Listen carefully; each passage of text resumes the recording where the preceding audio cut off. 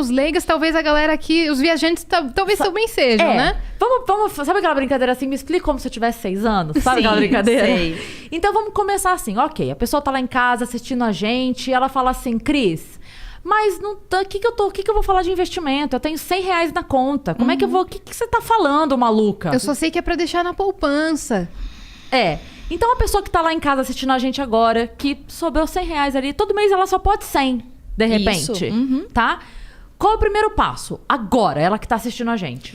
O primeiro passo é você fazer sobrar o 100. Então, não é se sobrar 100.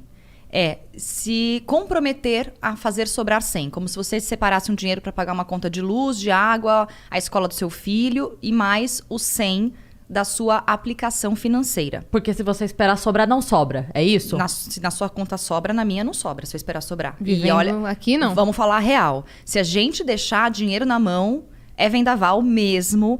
Eu sou uma pessoa gastona, eu gosto de consumir, mas hoje é muito diferente a minha relação com o dinheiro. Então, mesmo hoje, se deixar na conta, não sobra, tá? Então, você tem que fazer esse dinheiro sobrar.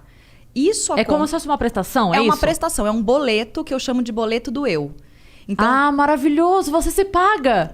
Logo que eu recebo minha grana, se você é assalariado, CLT, ou se você é prestador de serviço, autônomo, ou tem clientes, na primeira grana que entra, no começo do mês, você se paga. Você paga o aluguel, não paga? A água, a luz, é a mesma coisa, boleto do eu, carimbado.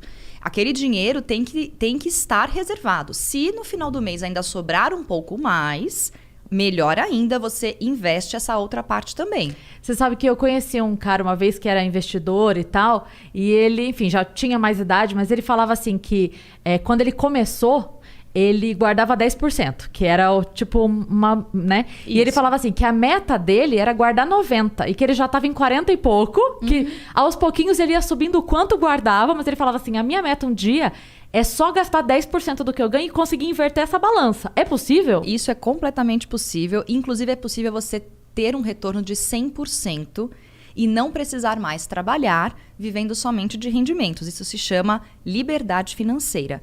Se você hoje precisa trabalhar para viver, você não tem liberdade financeira. Por exemplo, quantos meses de custo de vida vocês têm guardado? Se vocês pararem de ganhar dinheiro hoje, quanto tempo vocês conseguem se manter? 3 dias exatos. 2 minutos. Se eu for pra casa da minha mãe, uns 10. Tá, não tem casa de mãe. Não tem casa de mãe, não tem. Não tem. Tô contando aqui esperando eu morrer. Tá, vai demorar pra você morrer, porque tu é novinha. Então você acha que esse seria o segundo... Você falou que o primeiro passo é fazer sobrar o 100. Exatamente. Né? O segundo passo é ter essa reserva? Então, a primeira coisa que um investidor deve fazer é ter uma reserva de emergência. Reserva de emergência, como o nome diz, é para emergências. Não é para comprar brusinha, não é para tropeçar num show, é emergência. O que é emergência? Ficou doente, precisou de um hospital, de alguma coisa, não tem convênio médico. Vai, um exemplo. Ou alguém da família precisa de uma ajuda financeira. Ou você perdeu o emprego e você precisa ter como se sustentar. A reserva de emergência, ela tem que ter... os especialistas, né, os analistas, os educadores financeiros indicam 6 meses do custo de vida. Não é o seu salário, é 6 meses do que você gasta por mês. Exatamente, das suas contas todas, tá? Então, se você soma lá seus gastos, a pessoa coloca, sei lá. Deu R$1.000 por mês. Tá bom. Então, você teria que ter uma segurança de R$6.000 numa reserva de emergência. Esse é o primeiro passo, guardar esse dinheiro. Numa reserva de emergência. Isso vale pra qualquer pessoa? Tipo CLT ou empregado? Se você for CLT, uns 6 meses é legal, a não ser que você seja uma pessoa muito aflita, angustiada, medrosa, você pode deixar um pouco mais. Tá. Pra quem é autônomo, freela, quem não tem um contrato assinado com o cliente, que sabe que vai cair, é legal ter pelo menos 12 meses. Porque, gente, quem passou pela pandemia no ano passado, e todos nós passamos, sentiu o baque de uma crise, de não ter uma reserva. Então, quem tinha reserva financeira ficou muito mais tranquilo do que quem não tinha. Não foi gostoso, não foi confortável, foi difícil, foi punk. Mas, por exemplo, às vezes você não precisa nem perder o emprego. Você só teve o salário reduzido. Que só já é uma palavra bem ruim de usar, né, gente? Você as contas não reduziram. Exatamente. Você conseguiu até prolongar algumas contas, alguns financiamentos foram postergados, Aluguel, foi bom, alguma coisa aluguel, assim. diminuir e tal, mas a verdade é, mesmo que tenha redução de salário, por exemplo, durante um período específico, você tem 6 meses completos. E aí, claro que numa situação de crise, você aperta os cintos um pouquinho mais, sempre tem gordurinha para tirar e facilita. Mas, se você não tem a reserva de emergência, você vai apelar para quem? Parente, que você tem que contar com a boa vontade também do povo querer te emprestar dinheiro, se é que vão ter, amigos e tudo mais, ou banco. Empréstimo do banco. Juros. E ainda assim, não teve muitas pessoas quebraram nos seus comércios e pessoas físicas não conseguiram muito crédito na época da pandemia, porque os bancos estavam com medo de emprestar dinheiro. Claro, Total. lógico. Então, lógico. a reserva, ela é a melhor amiga de qualquer pessoa que tem boleto. Se você Mas- não tem boleto, aí, sei lá, você vive... Não tem o... Paris Hilton. sei lá. Você não Pronto. tem... mas a Paris Hilton tem um agente financeiro cuidando da fortuna dela. Você pode ter certeza disso. Claro. Mas é qualquer pessoa que pode fazer essa reserva, que consegue hoje Sim. fazer essa reserva? A diferença é o tempo que vai levar para você construir a reserva de emergência. Tem muita gente que quer pular essa etapa, porque a reserva de emergência ela é um dinheiro que fica numa conta, numa aplicação financeira que não é a poupança, tá? Qual que é? É um investimento de liquidez diária que renda a taxa básica de juros, que é a Selic. Hoje está em 2%. Já é baixo esse rendimento. Que é a taxa básica de De juros, juros do país. da economia, Da tá. economia. Chama-se taxa Selic, vale 2% hoje. Ela deve aumentar na próxima reunião do Copom, porque a inflação também aumentou. E nós estamos com problemas, né, econômicos e políticos internos que fazem o mercado não gostar muito da ideia de investir no Brasil. Então, o Banco Central provavelmente vai subir um pouquinho essa taxa. no final do ano? Não, agora em março. Já começa a subir Estamos agora em em março. 2%. A gente teve uma taxa de 14% há alguns anos atrás, que fazia com que qualquer dinheiro na poupança rendesse 14% ao ano. Por isso o brasileiro tem o hábito de ser rentista. O brasileiro não tem a preocupação ainda, né, a maior parte das pessoas, de investir no mercado de valores, na bolsa de valores. Porque a renda fixa, que tinha uma certa segurança, que é bem mais tranquilo... Era boa. 14%. Hoje você não consegue isso em lugar nenhum. Hoje o índice Bovespa, que é o nosso índice da Bolsa Brasileira, ele dá ali mais ou menos todo ano, pelo menos 10%. É bom, é um bom investimento. A longo prazo. O índice Bovespa rende pelo menos uns 10% ao ano. Não vamos considerar o ano da pandemia. Que Tá. o ano passado rendeu só 2,96%, mas afundou e voltou e não ficou negativo.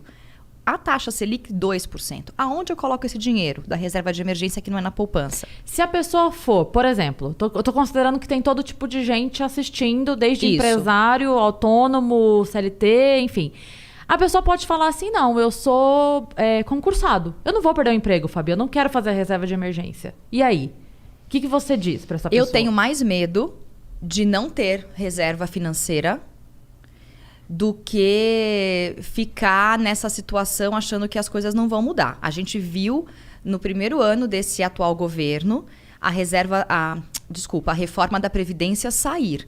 Ela foi debatida, essa reforma da Previdência, para diminuir os custos do nosso país, para enxugar a nossa máquina. Ela foi falada no governo FHC, no governo Itamar, no governo Lula, no governo Dilma e no governo Temer, pós-impeachment, foi iniciado o processo. É uma medida extremamente não popular.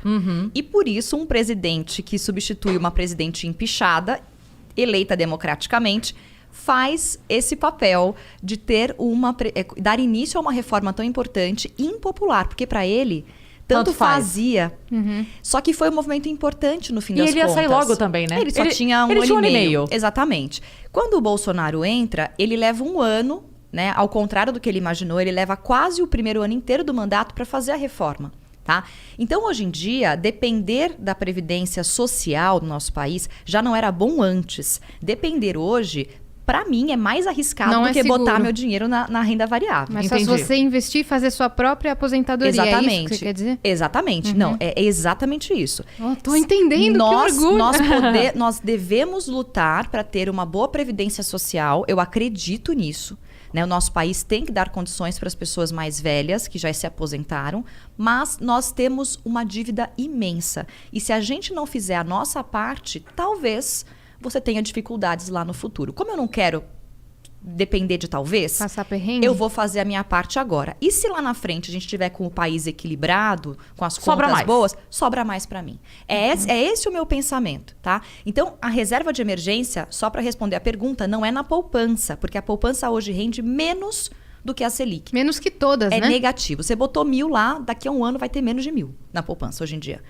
Você vai colocar no Tesouro Direto Selic, que justamente acompanha a taxa Selic, e você pode retirar a qualquer momento exatamente como uma poupança, só que você tem a liquidez diária, a cada dia ela rende, ou num CDB, que é uma renda fixa básica, que é associada a CDI de 100%, que é a taxa Selic.